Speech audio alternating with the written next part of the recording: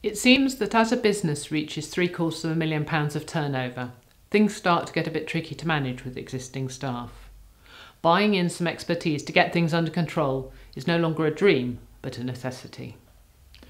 I went into a business 2 years ago. Whilst they were being very successful, they felt that this was more by luck than judgment. My first job was to provide a structure to the information gathered and reports generated to understand the specifics of what was working and what wasn't, rather than them relying on gut feel. We put in place a planning process to form the basis of decision making and now report against plans, create forecasts and constantly review decisions.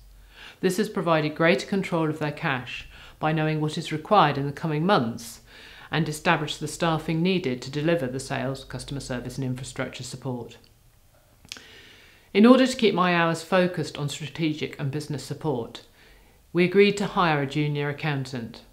I was able to help develop a test to ensure candidates would meet the company's needs, take part in the interview process, and since getting the successful candidate on board, I have supported their development.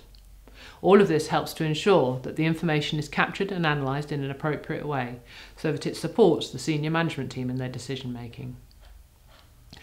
Part of the joy of being an accountant focused on the needs of the business rather than purely statutory requirements is that I get to work with all areas of the business.